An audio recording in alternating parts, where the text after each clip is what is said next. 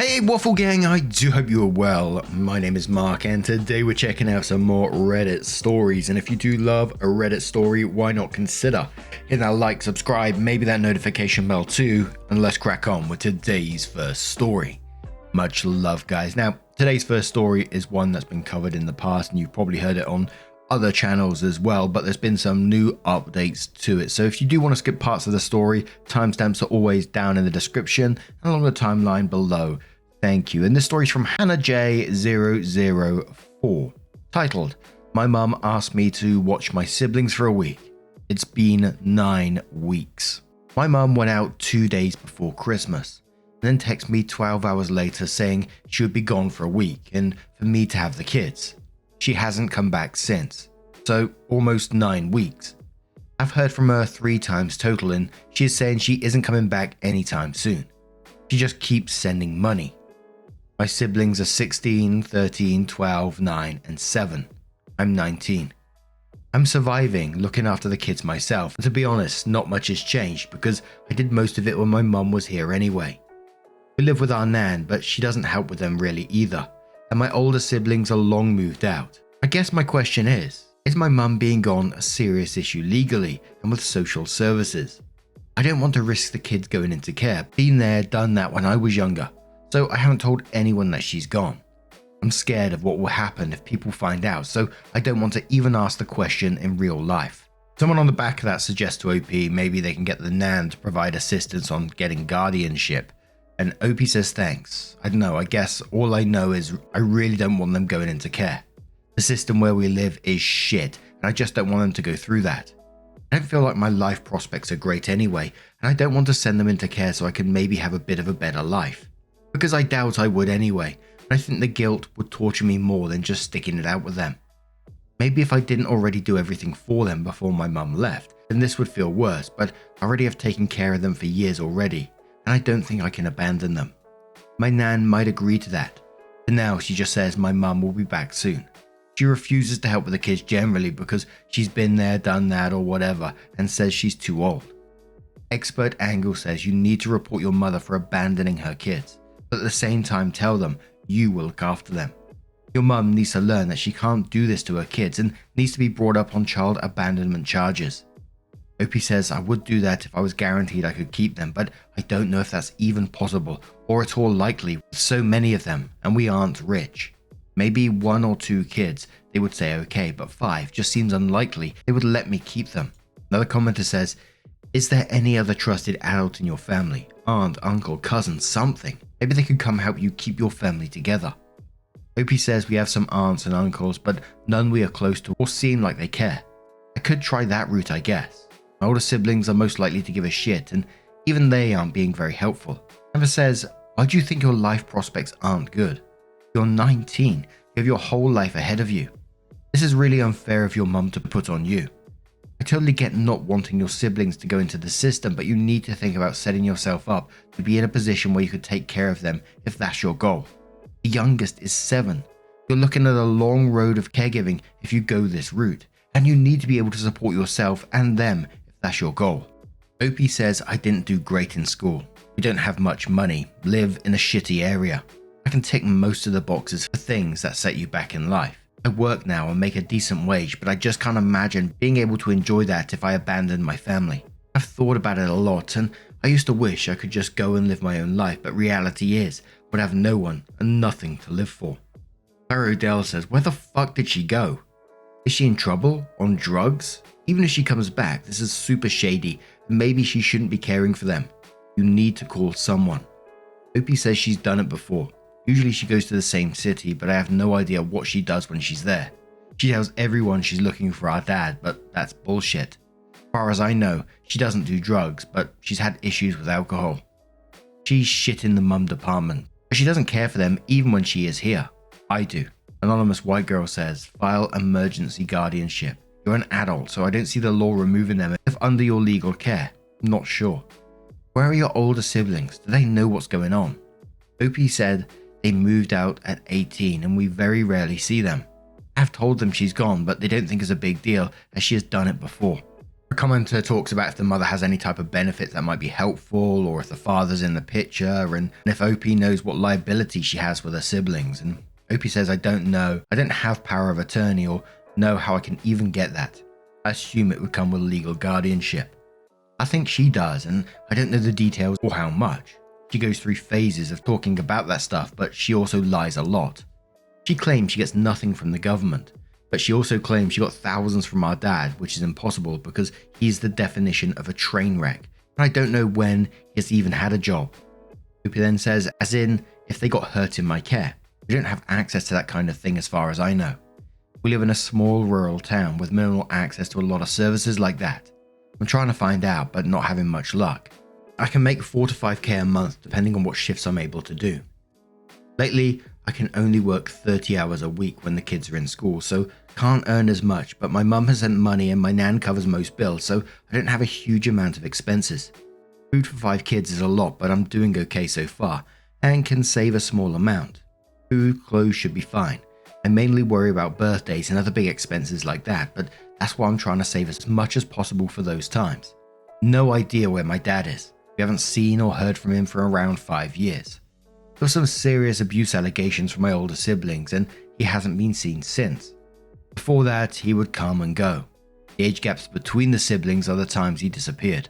He would vanish for sometimes years, then reappear, and they'd have a couple more kids. I want to keep them here with us, so really just need advice on how to go about that. Letting them go into care would kill me, so it's not really the advice I'm looking for, but I do understand why everyone is saying that. So then OP came in with her first update and said, I spoke to my mum on the phone and told her I want her to give me custody of the kids, since she is refusing to come back or say when she will be back, and I'm done with her bullshit. We argued for like an hour, but in the end she said she would do it after I told her I was going to call the police on her. Before speaking to her, I spoke to a lawyer, and I should be able to get legal guardianship through a parenting order, which will go through court. My 22-year-old brother said he will move home and help me under the condition that my mum doesn't move back, as he refuses to be around her. His income and input will help a lot, and he seems serious about wanting to be involved with parenting and taking care of the kids, especially a little brother, as he needs a male role model badly. If we can't get custody, then my nan should be able to. Either way, my mum is very unlikely to keep custody unless she suddenly decides she gives a shit. I would bet my life she will never give a flying fuck. Getting legal custody is the outcome I want, so I'm relieved it seems like a real possibility. Now I'm just trying to do a total overhaul of everything with the kids because I think they need a lot more structure, discipline, rules, routine than they've had until now. I've realized I don't really know anything about good parenting, so I have a lot to learn. Maybe I will get some books. Until now, our house has been more like a house share with everyone doing what they want and running around feral, rather than anyone really guiding the kids. I grew up even more feral, and I don't think it's a good way to be raised. So I'm starting a bath and bedtime routine for the youngest two, and a curfew for the teenagers. Because right now, the 12-year-old goes off on a skateboard and will just show up again at like 10 PM on a school night. I've also been giving them much better food than they usually have, and it's been rough to get them to eat healthy, but we have made so much progress already. Any advice on instilling rules would be welcome, as I don't think it will be easy, and I have never had any kind of actual parent role model in my life. Vegan Monkey says to OP on that update, in another post you mention your dad. Where is he? He should step up. OP says he disappeared 5 years ago after my older siblings started talking openly about how he abused them. We haven't seen or heard from him since. He used to vanish for years at a time and come back when he was bored or whatever, and my mum would try to keep him around with new babies. But I don't think he will be back again. Another commenter asked if it was possible for OP and her nan to get the siblings in therapy. OP says thank you. We can't afford therapy and don't have access to it where we live. Even if we had the money, I'm pretty sure it would be a 3-hour round trip to the nearest one. Times 5 would be impossible. I will definitely try to make sure to give them choices and listen to as much as possible. I already approach things differently with them as their personalities are so different. Some need me to be a lot more authoritative to even have a chance of them taking me serious. One cries if she even suspects I'm mad at her. It's a lot to learn, but I'm willing to give it everything I've got and hope that will be enough. So then this post and the collection of posts up to that point made it into another subreddit, and OP came onto that one to give like a small little comment update on that. and said thank you so much for all your helpful comments here and messages offering help and advice. I'll reply to them all when we can.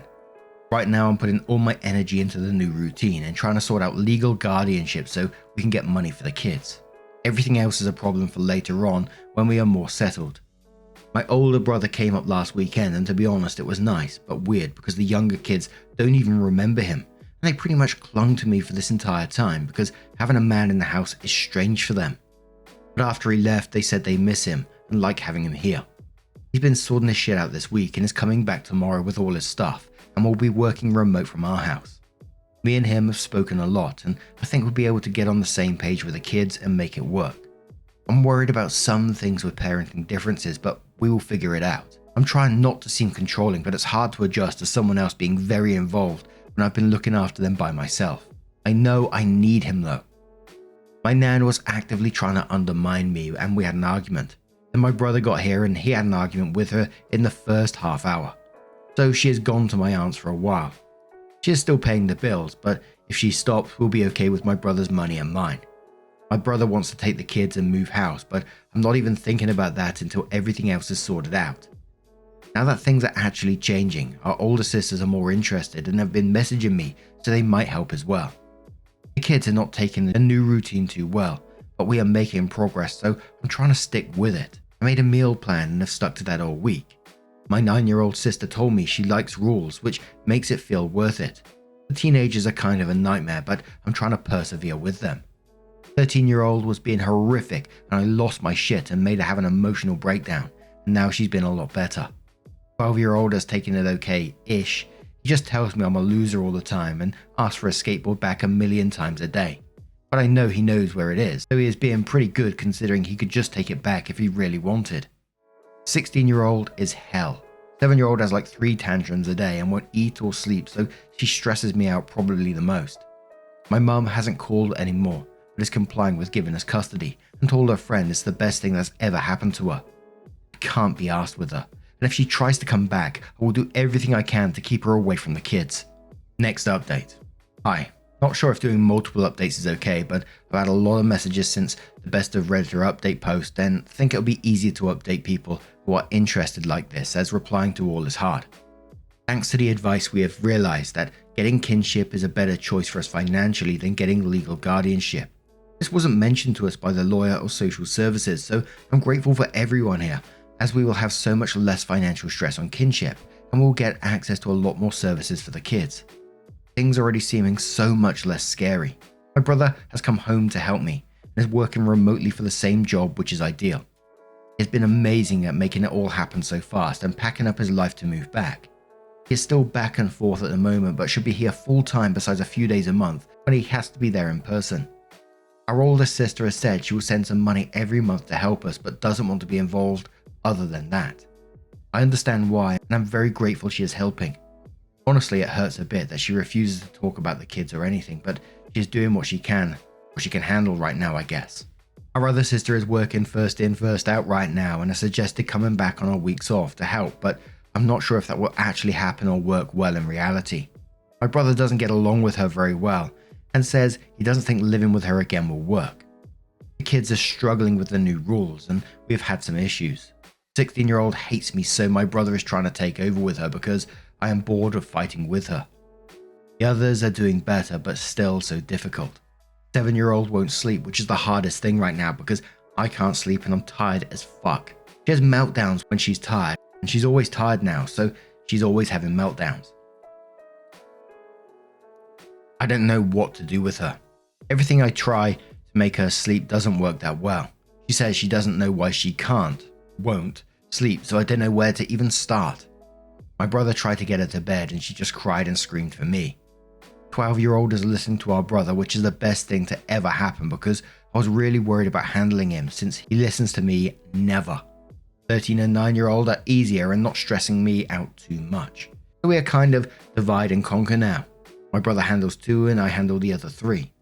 I found out I am very protective of the younger ones and find it very difficult to let my brother discipline them, so it causes less problems between us if I deal with them. Still early days and hoping consistency will fix a lot of the smaller issues. Long term, we want to rent somewhere bigger as our nan's house is very cramped and making things harder. This is long and messy. Sorry. Just wanted to update everyone who was asked and thank again everyone for the advice. On the back of that update, Lesbian Sansa says, glad to hear your brother is helping out, especially with the teenage siblings. It's hard for them to see you as an authority figure, unfortunately, as you're not that much older, and it shouldn't be on you to deal with this. Having two people to be a united front for them will be hugely helpful in establishing boundaries. Sounds like the 7-year-old might be dealing with anxiety. Kids are not great at identifying their own emotions. She's running from sleep because she doesn't feel safe to lie down and drop her guard. Strongly recommended getting them checked out by the GP if you can. Mention the trauma background. I know it's hard to find bulk billing GPs at the moment though. Divide and conquer is the right strategy, as is consistency as you mentioned. I would strongly recommend communicating the current home situation to the kids' schools. They may be able to hook you guys up with some more social services, and if nothing else, it'll be helpful for the teachers to be aware of the situation in dealing with behavioral issues. But I am a teacher, so that's my bias. Lol. OP replies saying, yeah, I think him being that bit older and the fact that they haven't seen him for years has made him automatically more of an authority figure for the teenagers. The younger ones are a bit unsure of him still, and I think they will adjust to him better if he isn't being the strict one straight off. It's hard to find a balance with the different approaches for each kid, but 16-year-old went to a party last night and was texting me arguing about the pre-set up pickup time we gave her. So my brother went together and she actually got into the car. If I had gone, she would 100% told me to fuck off. Yeah, she refuses to lay down and just hates her bed. Only way I can get her to sleep is by laying in her bed with her until I'm sure she's in a deep sleep. And that's for hours of her physically fighting me, crying, etc. Trying to get them to a GP is a huge struggle time-wise and money-wise. We'll get them in ASAP, but probably won't be that soon. Also don't have a car big enough for everyone, so we'd have to go in separate trips as well. The teachers are aware of the situation. They know my mum is a piece of shit, and I've been doing parents' night etc. for the kids for literal years. I told them she is away, and I'm going for custody. Another commenter says 7 might be having bad dreams, or maybe she feels being awake is the only time she has any control over her life. Did your egg donor leave during the night maybe? Either way, insomnia is a bitch, and I sympathize with you both. Will she quietly draw or watch videos during the night while you sleep? Does she have a nightlife and white noise? OP says yeah, 7-year-old woke up on Christmas Eve to our mum being gone. To be honest, she seemed kind of unfazed about it because she's not even remotely close to my mum. She slept in my room from like 4 months old, but it obviously has affected her. I think she probably is worried I will leave, so she's trying to stay awake to make sure I'm still there. I tell her all the time I'm not going anywhere, etc., but she just freaks out about bedtime every single evening. Even if I keep her in the living room with me and hope she will fall asleep without any pressure, she stays awake way too late considering she has school in the morning. And she still cries and says she just wants it to be morning already. The 4 kids are all in the same room and there is a nightlight in there, but 13-year-old turns it off because she says she can't sleep with any light. 7-year-old has never said he needs light to be fair. She slept fine in the dark before all of this. OP's next update. Back with another update for those who asked. Can't believe it's been over 3 months now. We applied for kinship and have had the provisional approval and the home inspection and some interviews. We've got a couple more things to do still ongoing and then we should be good. We got our first payment, which has been so good and really made me feel much more optimistic about everything because we'll be able to actually do something other than just survive. The caseworker pretty much told me they don't want to have to find placements for this many kids, so us keeping them is their much preferred option, which is reassuring. My mum hasn't contacted me for a while. We thought she might show up on Easter because holidays are usually her time to cry about how much she misses our dad, and she usually prefers to ruin everyone's day with that, but she didn't come, thank God. Our nan is still at our auntie's because she can't stand to be around us apparently. Because me trying to feed them good food and not let a 7-year-old disappear for hours on bicycles with kids 3+ years older than her is just making me think I'm better than my nan. A lot of people said to try co-sleep with 7-year-olds, so I've started doing that. It's helping a bit and she actually will lay down, so that's a win. She still cries a lot and tries to get up. She also does a death grip on me, so I've kind of accepted that I have to go to bed when she does. It's not the worst thing ever because I've been looking things up and reading online whilst I lay with her and she eventually calms down. I've ordered melatonin to try. I share a room with 16-year-old and she doesn't want 7-year-old in there because it's kind of tough. I can't do anything about it until we move house, which isn't going to be soon. It's not the most peaceful night we're in there because she kicks me and wakes up at random times trying to chat or crying because we are getting some sleep. She slept in my single bed with me from 4 months old when she was like 2. I clearly knew nothing about safe sleep, but my mum had sold the crib to try and annoy my dad, so she actually had nowhere else to sleep. I haven't told her that because I don't want to tell her mum didn't care that she didn't have a bed. But she seems to remember because she said, "We used to have sleepovers in your bed a lot, didn't we?" Also, I got 16-year-old earplugs and told her she can sleep in 7-year-old's bed in the other room if she prefers. I do my best to try and soothe 7-year-old in general. She had one of her crying breakdowns last week and said she didn't feel safe or happy. Then she said she wishes I was a real mummy. I told her I am her real mummy because I've looked after her whole life and I won't ever leave her. She seems a bit happier since then. I'm going to get a photo of us in her little purse she carries everywhere. She's pretty sentimental, so she will like that. Yesterday she asked if me and our brother are married, lol. Obviously I said no, and she said, "I just feel like you are my mum and dad." I hope that's a good thing, even if it's a little weird. She is definitely bonding with him too. She always wants me to carry her around, and when I say no because I'm busy, he offers to do it and she lets him now. She used to ignore him. Seeing her snuggle into his neck and actually relax is the cutest thing. Makes my heart happy because I remember wishing I had a dad who would hold me, and so I'm glad she's getting all the love. Me and my brother have had a few disagreements over discipline. He's pretty strict and usually that's a good thing because they need it, to be honest, but sometimes I find it a bit much. Biggest disagreement was when he smacked 9-year-old and I lost my shit. We grew up with a lot worse, and not gonna lie, I've smacked them before, but I don't want to be doing that anymore. Bro thinks there's nothing wrong with one smack on the bum. I would just rather we don't go there. He said he won't do it again, and I don't think he will. He wasn't angry when he did it, and I'm not really concerned about it, and he apologized to 9-year-old. We're just trying to figure out discipline. Our dad used an electric cord as a whip, so one smack on the bum is practically gentle parenting to us. I've read enough to know we don't want to be doing any physical disciplining though. Worst thing I've had to do is give the youngest 2 suppositories. My sister gave me money to take them to the GP because I was worried about them and couldn't find any for free and didn't want to wait for kinship. Turns out they are both malnourished, underweight and constipated as fuck, and they've missed some vaccines. For the constipation we tried medicine and more fibre and more water, but no bueno, so it had to be the suppositories because the doctor said it was verging on severe. I tried to explain it to them and make the whole thing easy, but it turned into quite the drama. 9-year-old was easier, but still took me a while.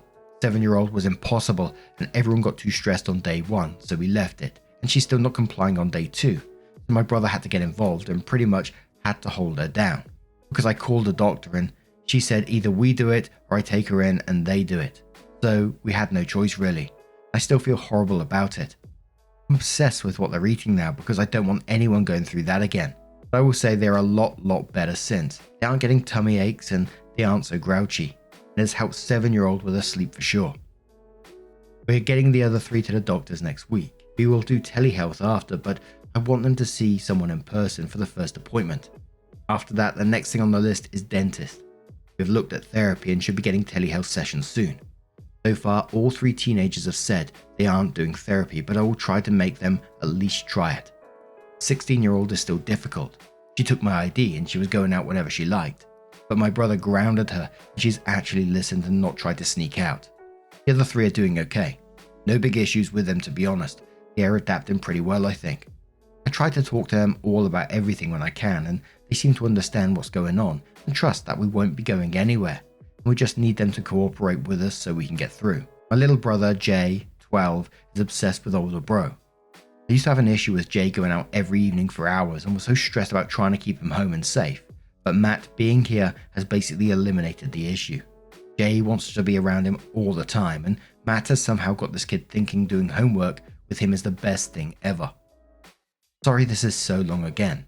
I don't know how long I will keep doing these updates, but for now everyone is so incredibly helpful that I want to carry on posting because I always need more advice. The advice and support from everyone in the comments and PMs has been amazing and actually helped change our day-to-day life for the better.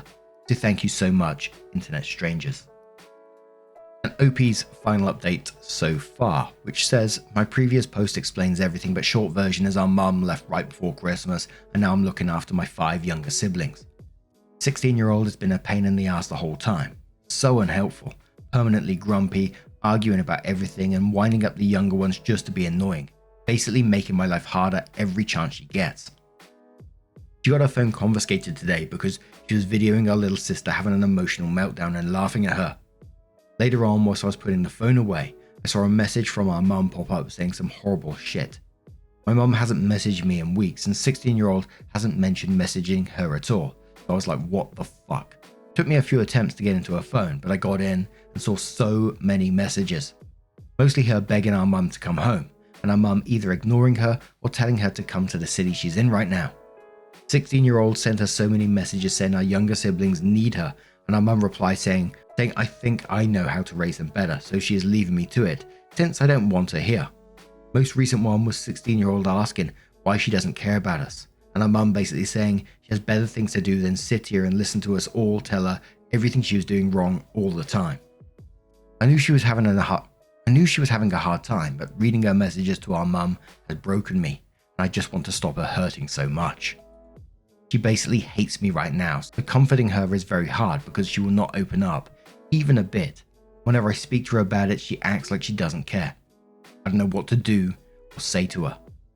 Meanwhile, my older sister just calls me periodically to tell me she wishes she could help, but she can't because of a list of reasons including, but not limited to, her not being able to face being around our youngest sister, because our parents said she was a replacement and older sister can't get over it. Which is like, okay, but baby sis just turned 7 and big sis is almost 25. So at some point she needs to try and get past that and realize it's not the little one's fault. And big sis is struggling because she feels like I'm her kid apparently. And she wanted me to come live with her when I was younger, but I chose to stay here and let my mum get away with not parenting. The alternative is my siblings being neglected and abused like we were. Anyway, I don't have time to be dealing with her emotional issues on top of everyone else's. And she's whining to me like, oh, I had to take time off work because I've had a hard time mentally.